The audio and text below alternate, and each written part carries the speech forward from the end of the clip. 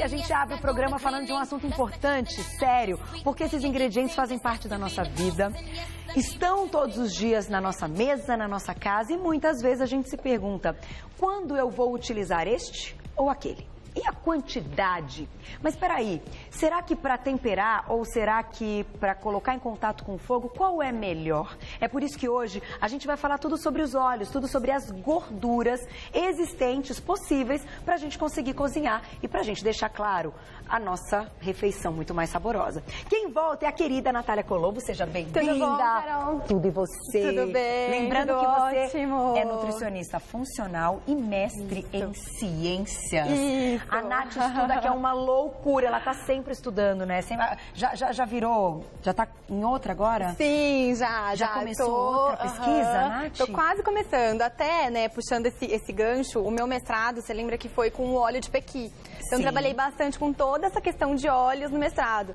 Então, por conta disso, né, eu acabo tendo uma certa facilidade na hora de distinguir alguns tipos de óleo. Tá. E esse realmente é um assunto que a gente precisa considerar, porque realmente é uma coisa que está no nosso dia a dia, né? E os estudos mostram um desequilíbrio muito grande na saúde das pessoas relacionado ao consumo de óleos, né? Então é uma coisa que merece bastante atenção mesmo. Primeiro passo agora, vamos abrir com o azeite, porque quando a gente vai falar do azeite, o azeite é assim, a gente tem já o hábito de usar o azeite na salada, né, preparar, e eu acho que a gente tem inclusive imagem do azeite de salada, porque a gente utiliza para temperar a salada. Aí, de ouvir que o azeite é super saudável, faz super bem, o pessoal começou a utilizar o azeite em outros preparos. Então, o que você diria do azeite? Bom, primeira coisa, o azeite é uma gordura monoinsaturada. Uma gordura monoinsaturada é uma gordura que traz uma série de benefícios para o nosso organismo. Então, ela está relacionada com a prevenção de problemas cardiovasculares, está relacionado com o aumento do HDL, que é o colesterol que a gente chama de colesterol bom, diminuição do LDL. Tá.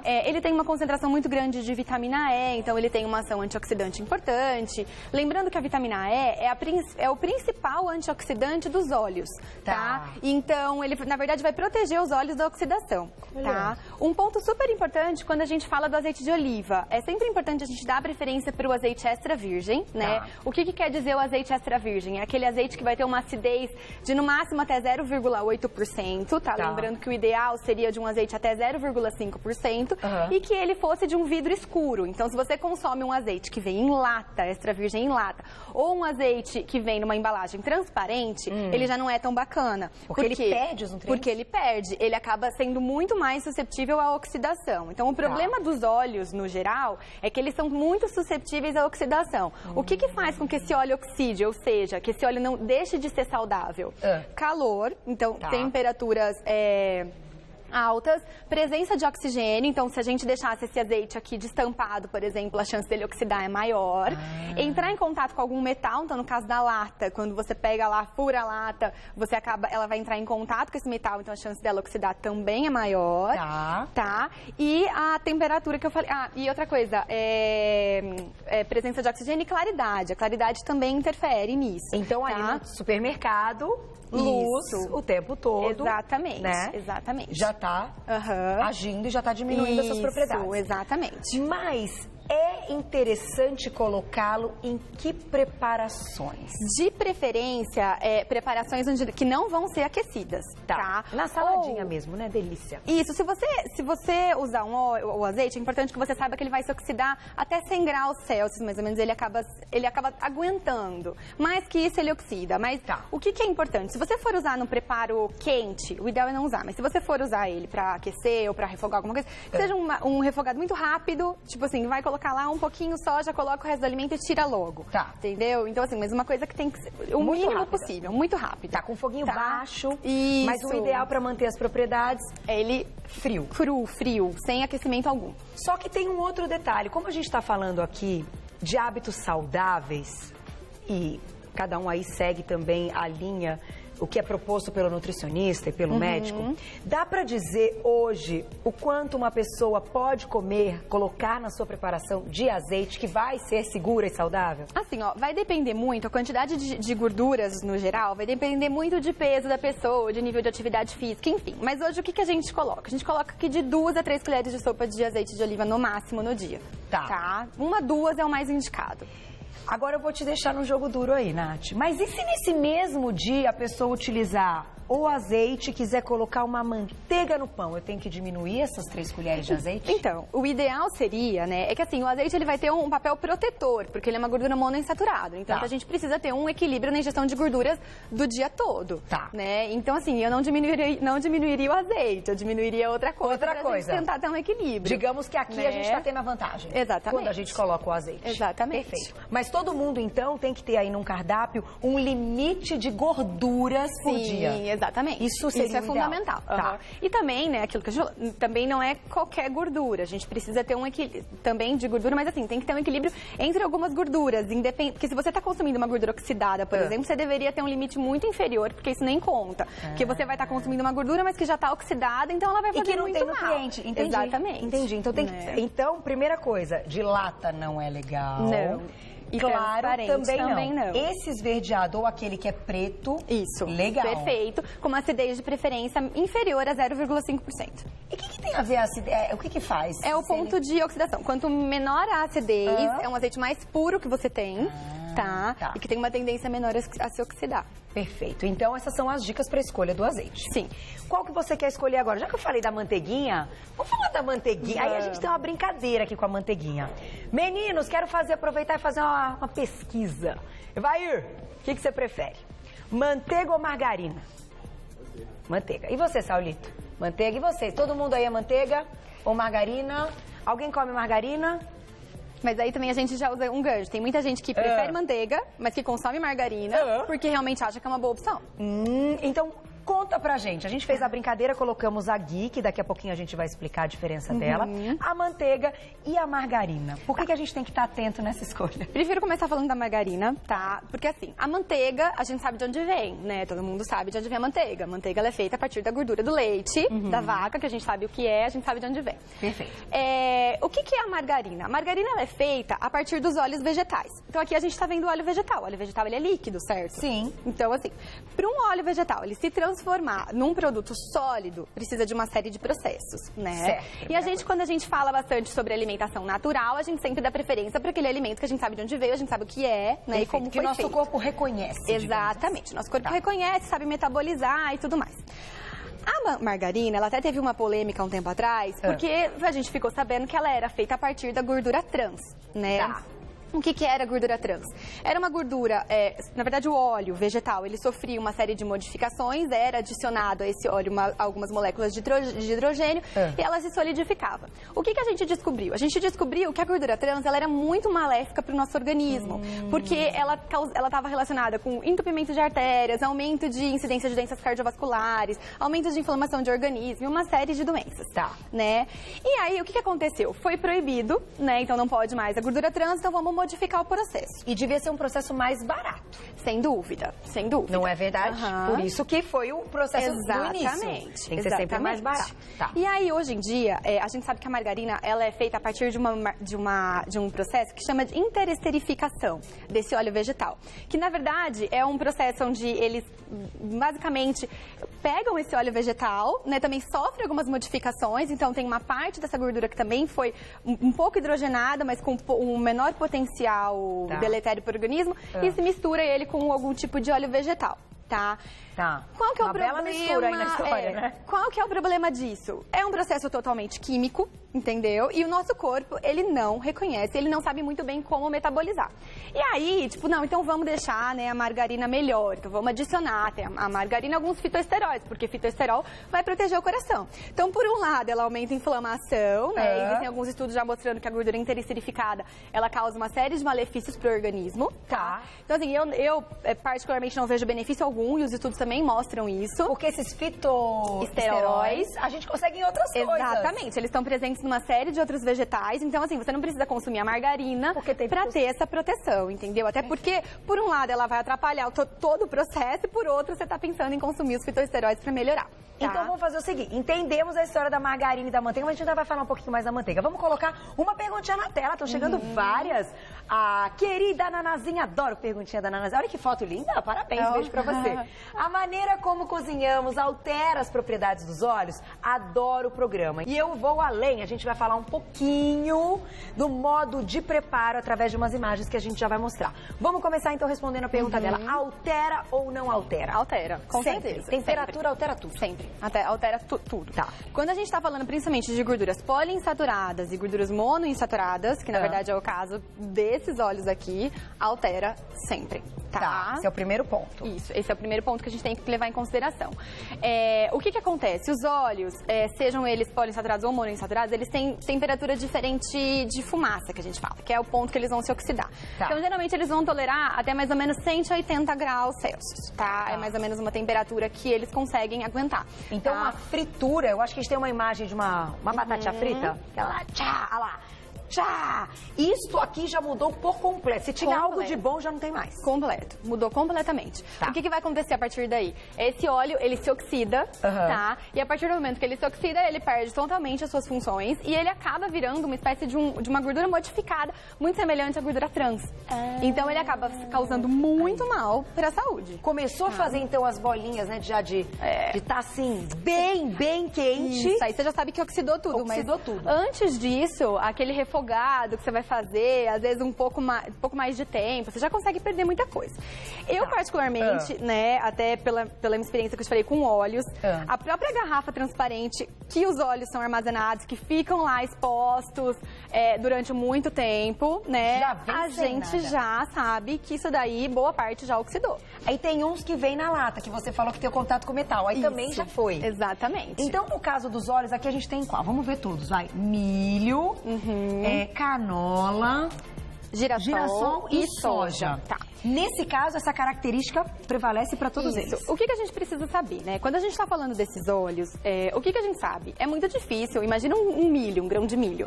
Imagina para você extrair óleo de um grão de milho, né? Extremamente seco. Então, é um processo muito complicado. Certo. Então, a extração de todos esses óleos envolve uma série de mecanismos e de processos industriais. Tá. Então, assim, a extração é por alta pressão, envolve calor. Então, no caso da soja, por exemplo, o óleo dessa primeira prensagem, que também tem um solvente envolvido para facilitar, né? Ele é um óleo escuro, de sabor muito forte, que precisa passar por um processo de refinamento. Então, aí já tem uma série de processos, né, que ele vai passar. Industrialização. Exatamente. Totalmente industrializado, até chegar no óleo de soja que a gente vê hoje. Tá? É um óleo poliinsaturado, uma gordura poliinsaturada. Que é semelhante ao... Não. Que é semelhante ao óleo de milho. Tá. E essa gordura poliinsaturada, ela tem uma proporção um pouco maior de ômega 6. Tá? O ômega 6, ele precisa estar em equilíbrio na nossa alimentação com o ômega 3, tá? E a proporção tem que ser de 2 para 1 de ômega 3, 2 de ômega 3 para 1 de ômega 6, tá? Ou de 4 de ômega 3 para 2 de ômega 6. Tá. O que a gente sabe hoje? Hoje em dia, a gente tem uma realidade, então os estudos americanos mostram que a realidade é de 50 de ômega 6 para 8, 10 de ômega 3, tá? Por quê? Menos, né? Como são matérias-primas baratas, né? Como todo esse processo acaba sendo um pouco mais barato, elas são matérias-primas utilizadas numa série de alimentos industrializados. Então, é uma coisa que a gente tem um consumo muito grande. E aí também a gente entra no outro ponto, né? Também é uma coisa que as pessoas acabam utilizando muito. Então, na nutrição, às vezes a gente começa a perguntar para o paciente quantos litros de óleo que vai na casa daquela pessoa por mês. Então, assim, a quantidade é muito alta. Tem pessoas que acabam consumindo de 3 a 4 litros de óleo por mês, né? Até mais, dependendo da quantidade de fritura que essa pessoa faz. Ou seja, esse equilíbrio não existe. E, por outro lado, o consumo de ômega 3 também praticamente nulo, né? E também... Mas algumas marcas estão colocando ômega 3 nesses óleos. Então, sim, eles estão enriquecendo exatamente para tentar equilibrar. Só que a partir do momento que você esquenta, que você oxidou o óleo... Já foi também. E esse processo de oxidação, o que ele faz dentro do organismo? Ele acaba enferrujando o nosso corpo por dentro. É mais ou menos isso. Quando a gente fala do óleo de soja e do óleo de milho, a gente também tem outro ponto. O óleo de soja e o óleo de milho, a soja e o milho, na verdade, são praticamente todos transgênicos, né? Então também é um outro ponto. E quando a gente fala de transgênico, né? Qual que é o problema dos transgênicos? É polêmico Afinal, também, mas pode também falar, é um ponto Nath. super polêmico, mas Diga. a gente consegue com uma coisa muito simples responder isso. O nosso corpo, ele consegue metabolizar aquilo que a gente conhece. Isso. A gente pega o exemplo trigo, né? O que a gente sabe? O trigo é uma planta que sofreu uma série de modificações ao longo dos anos, né? E hoje a gente sabe que o trigo, ele acaba tendo uma concentração maior de glúten do que tinha antigamente. E hoje em dia a gente vê na prática o quê? Uma série de consequências. Então, os índices de pacientes com doença celíaca aumentaram muito mais e pessoas apresentando sensibilidade ao glúten aumentaram também. muito mais. Entendi. Né? Então, assim, isso é uma coisa que a gente vê hoje na prática. A questão da soja, a questão do milho também é uma coisa que a gente não sabe, entendeu? Porque como é uma coisa que é relativamente nova e que foi modificada, a gente não sabe muito bem os efeitos disso a longo prazo, né? Então, assim, tem uma série de coisas que a gente vê hoje, que é uma coisa nova hoje, que é daqui a alguns anos que a gente vai ver os efeitos disso na nossa saúde. Mas é importante que a gente está tocando nesse assunto. Sim, sem dúvida. A ideia não é falar bem ou falar mal. Sim. É explicar o que acontece, o que tem, o que está aqui. Exatamente. Para cada um ter a opção de fazer escolha em casa, a melhor escolha. Exatamente. Vamos colocar mais uma perguntinha do público bombando, dona Nath?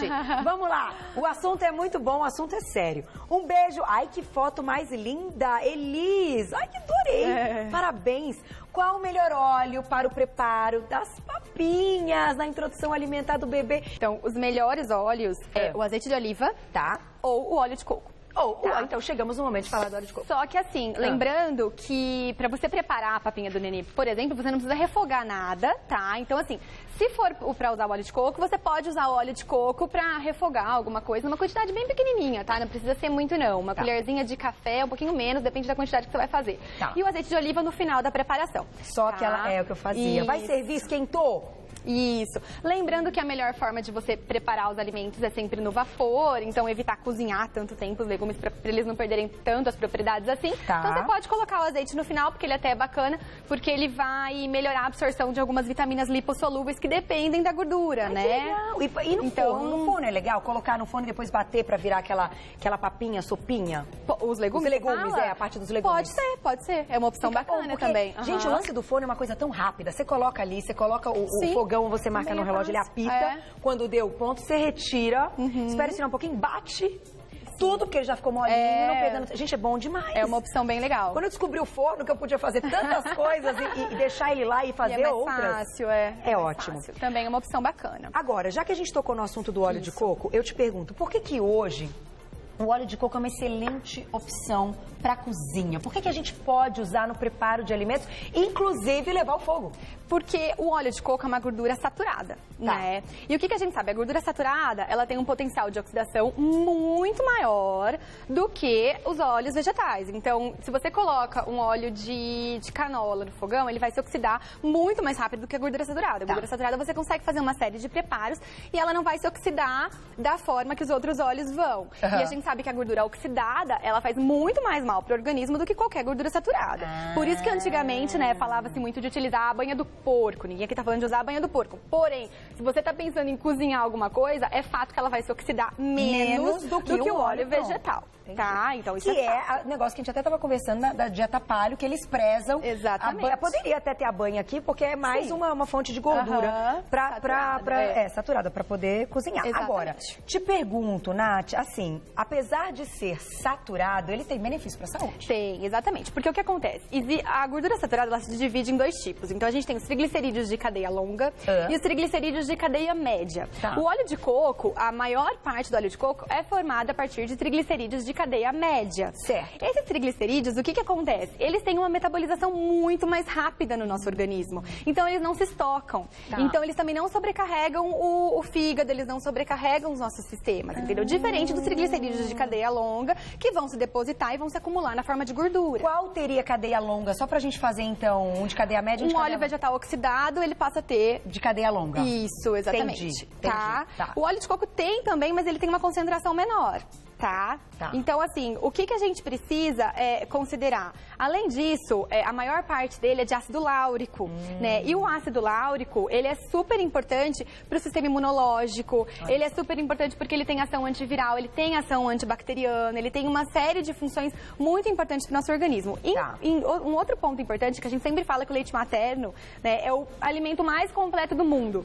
O óleo de coco, né, e ele é o mais completo porque ele tem o TCM, os triglicerídeos de cadeia média. E o óleo de coco é o segundo alimento que tem maior concentração de triglicerídeos de cadeia média na natureza. Então não dá pra negar que ele é sensacional. Ele tem uma ação muito bacana, sistema imunológico, ação antifúngica. Então, a utilização do óleo de coco no tratamento de cândida, por exemplo, é muito bacana. E introduzindo na alimentação. Então, assim, a gente pode colocar no preparo de um alimento, como a gente viu na imagem aqui, colocando na panela para aquecer. Isso. O quanto você recomenda que é aí um limite seguro?